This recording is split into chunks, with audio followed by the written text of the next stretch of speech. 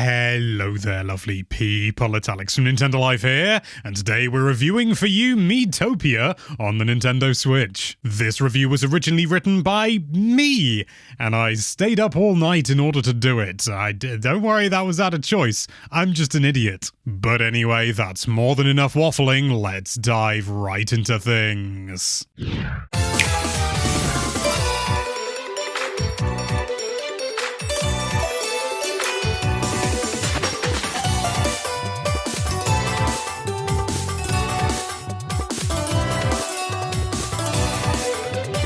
If there's one 3DS exclusive we didn't expect to make the leap to Switch, it's Miitopia. The oddball RPG starring you and your friends, maybe, has been given the HD treatment, but does it really have a place on a system so much more powerful than the 3DS? The story of Miitopia is nothing too extravagant. The appropriately named Dark Lord has been stealing people's faces in order to power up his army of monsters, and it's down to, someone to stop them. It could be you, it could be your grandmother, it could even be Doshin the Giant, because it all depends on what you create using the game's main selling point, its Mii Creator. The original 3DS version of Miitopia had a fairly standard Mii creation system that you'd be instantly familiar with if you've used one on any of Nintendo's systems, after and including the Wii. This time, however, Nintendo has unlocked a proverbial Pandora's box of potential with the new makeup system. Despite what the marketing suggests, you don't have to settle on just giving your sister blusher or your boyfriend come-to-bed eyelashes. People have already been creating a staggering number of incredible Miis representing just about anyone and anything you can imagine. This system is powerful as well. We ourselves were able to create a Mii that didn't look entirely unlike Kazooie from Banjo-Kazooie, as well as many other characters from Nintendo's repertoire and far beyond. You don't have total freedom, of course. You still can't erase noses, and you just gotta try and hide them somewhere as best you can, but even with that taken into account, we're fairly sure you could recreate any person or character you can imagine, fictitious or real. And if you're not the creative type or the whole thing smacks of too much effort, you can just download other people's creations using Nintendo Switch Online, so you too can have CDI Ganon fawning over his partner Gex. But a character creation suite to rival Adobe is nothing without something to do with your creations, so how does the game actually play? Well, if you've been paying attention to the opening paragraph, you'd know that this is an RP Bloomin' G, a turn-based one to be precise. You'll form a band of various characters, and a horse, with various jobs to explore distant lands and defeat creatures wearing the faces of the local population. The combat system is a little on the basic side.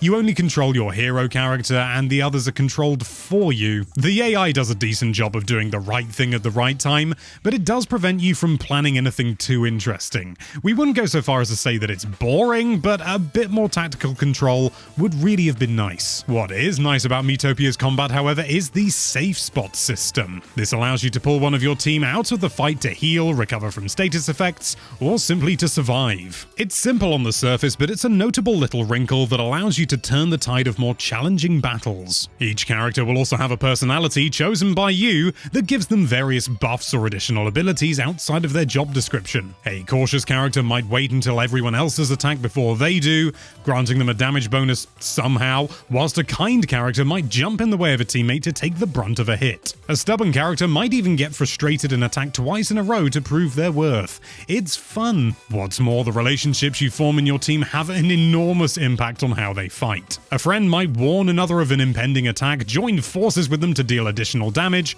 or even console them when they've taken a hit. These form naturally over time, but you can help things along by placing them in the same room as one another in one of the seemingly limitless inns you encounter at the end of each stage, or by sending them off on a little trip to the seaside, the cinema, or one of the many other wholesome activities. Much of the game's events are randomized, or at least have an element of random chance in them. Waluigi may find something shiny on the ground, Madeline from Celeste might tell the group a scary story, or Diglett might appropriately fall down a hole in the ground for the third bloody time. These Tomodachi lifestyle interactions and the way you choose to populate your party are where the real joy of this game lies. It's impossible for us to see PS1 Hagrid smash an enemy to death with a wok on horseback shouting, "You're a wizard, Harry," without breaking into a grin. Your characters can also use money to obtain various items of equipment in order to improve their stats. These are class specific and usually rather outlandish, but what's really nice is that you don't have to wear or hold the gear in order to receive its benefits, instead just keeping your old gear's visuals or changing to another one that you had in the past. If you think Peter Serafinowicz's Brian Butterfield looks darling in his current ball gown, you needn't change his look just to get the better stats. As we said before, you're in control of who you interact with,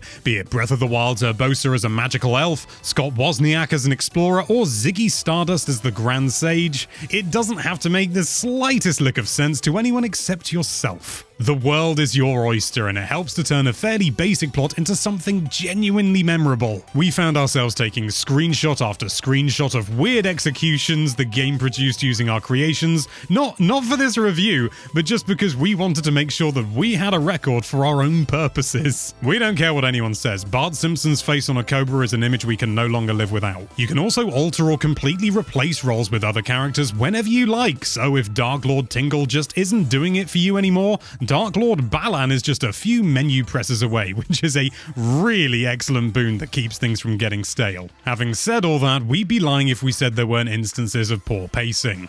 After the first chapter, you temporarily lose your original party, save for your hero character, and said hero is forced to pick a new job and start out again at level 1. It all makes sense in the long run, and the latter parts of the game are more likely better for it, but suffice it to say we were mortified to see the Dark Lord steal Mushbert away from us. Things can also get a bit monotonous between the funny moments, and we can't help but feel that a bit of fat could have been trimmed here and there in order to make certain sections just a little bit less tedious. The devs have kindly gifted us with the ability to double the speed at which the game plays out, at least in most sections, which is very gratefully received, but it does somewhat suggest that they were aware of the potential tedium here. As for presentation, we're gifted with a weird mix of art styles that absolutely shouldn't go together.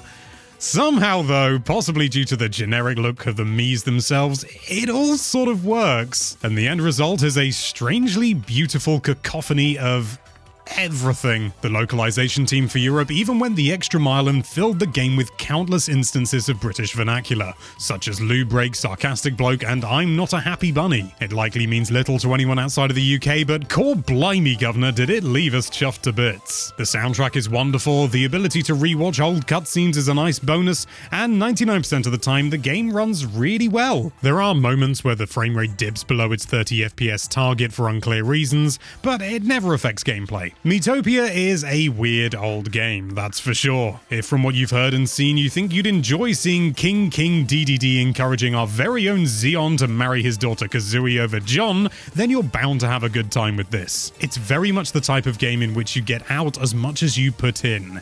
If you're not really into injecting a copy of Chibi Robo Ziplash into the role of a genie, then you might want to think twice, or at the very least give the free demo a whirl. Whimsy and madcap situations aplenty, this is a crossover that could rival Super Smash Bros. Ultimate, provided you're willing to put the effort in.